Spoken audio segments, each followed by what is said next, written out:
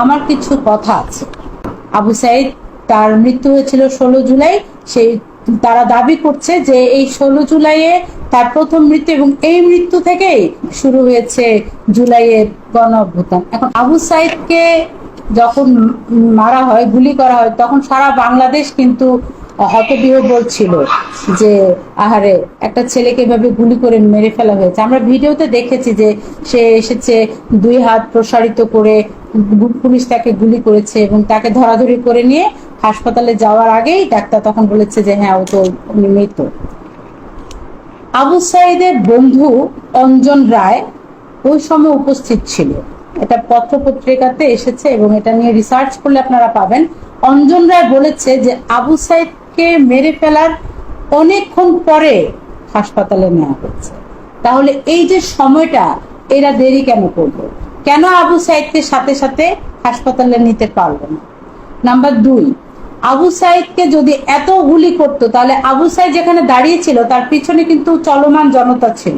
Police যদি এতগুলো গুলি করতো তাহলে চলমান জনতা কিন্তু এভাবে হেঁটে যেতে পারতো না। আপনারা ভিডিওতে দেখবেন বা ছবিতে দেখবেন, স্টিল ছবিতে আছে যে তার পিছনে প্রচুর মানুষ হেঁটে যাচ্ছে। তো পুলিশ যদি কোথাও গুলি করে সেখানে কিন্তু মানুষ ছুটাছুটি করে, এভাবে হাঁটে না। নাম্বার 3, তাকে গুলি করা হয়েছিল রাবার বুলেট দিয়ে। রাবার বুলেট দিয়ে গুলি করলে মানুষ মারা যায়। রাবার বুলেট কখন ছোড়া হয়? যখন একটা পরিস্থিতিকে শান্ত করতে, কন্ট্রোলে আনতে রাবার বুলেট ছোড়া হয়।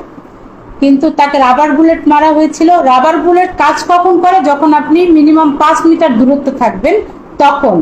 আবু সাইদ তো 5 মিটার দূরত্ব ছিল না, 8-10 মিটার দূরত্ব ছিল। 8-10 মিটার দূরত্বে যদি কারো গায়ে রাবার বুলেট লাগে তখন সে ব্যক্তি মারা যায় না, তখন তার গায়ে ক্ষত হবে, হালকা রক্ত ঝরবে, ব্যথা পাবে। আর 5 মিটার দূরত্ব যদি কেউ থাকে, রাবার বুলেটটা যদি তার গায়ে লাগে তাহলে তার হাড় ভাঙবে, মৃত্যু কিন্তু হবে না। দেখবেন যে বিভিন্ন আন্দোলনকারীদেরকে দমন করতে টিয়ার সেল মারা হয়, তারপর গরম পানি মারা হয়। রাবার বুলেটও সেরকম, কারণ জান নিতে চাওয়ার জন্য কিন্তু রাবার বুলেট ছোড়া হয় না। কয়টা রাবার বুলেট ছুড়েছিল? আবু সাইদকে যখন নেওয়া হয় তখন রাত্রেবেলা 11:50 তার পোস্টমর্টেমে যে রিপোর্টটা দেওয়া হয়েছিল যে তার কানের পাশে 3 ইঞ্চি একটা ক্ষত ছিল। কানের পাশে 3 ইঞ্চি ক্ষতটা কোত্থেকে আসলো? পুলিশ কি তার মাথায় গিয়ে কিছু দিয়ে মেরেছে? পুলিশ তো তার মাথায় কিছু দিয়ে মারেনি, তাহলে ক্ষত চিহ্নটা কোত্থেকে আসলো? আবু সাহেদ যেহেতু প্রথম শহীদ, এই প্রথম শহীদের মৃত্যু নিয়ে যেহেতু এত বেশি ধোঁয়া, তাহলে আমরা বলতে চাইবো যে জুলাইয়ের গণযোদ্ধা এই আন্দোলন পুরোটাই একটা ধোঁয়া। নতুন ধারা বাংলাদেশের পক্ষ থেকে আমরা একটা দাবি জানাতে চাই যে প্রত্যেকটা লাশ আপনারা কবর থেকে উঠাবেন এবং পোস্টমর্টেম করে মানুষের সামনে রিপোর্ট দিবেন। মানুষের সামনে রিপোর্ট পেশ করবেন তিনি মারা গেছেন, আমরা তার জন্য এবং তিনি সহ ওই সময় যারা মারা গেছেন এবং বাংলাদেশে গত 54 বছরে যত মানুষ মারা গেছে সবার জন্য আমরা দোয়া করি। একজন মৃত ব্যক্তির বিরুদ্ধে কোনো বক্তব্য হয় না, কিন্তু এই মৃত ব্যক্তির এই মৃত্যু নিয়ে যারা নাটক সিনেমা করছে তাদের প্রতি আমাদের সন্দেহ। এই কারণে বলছি যে লাশগুলো কবর থেকে উঠানো হোক এবং পোস্টমর্টেম করে সে রিপোর্ট জনগণের সামনে পেশ করা হোক।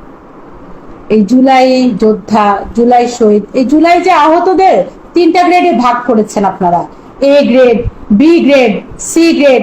এ গ্রেডের, বি গ্রেডের এদেরকে ভাতা দিচ্ছেন, এদেরকে চিকিৎসা দিচ্ছেন, এদেরকে ফ্ল্যাট দিচ্ছেন, এদেরকে চাকরি বাকরি সবকিছুতে এদেরকে সুবিধা দিচ্ছেন। এরা তো কোটা আন্দোলন করে এসেছিল, তাহলে এরা কোন কোটার ভিত্তিতে এরা চাকরি পাবে আমরা সেটা জানতে চাই।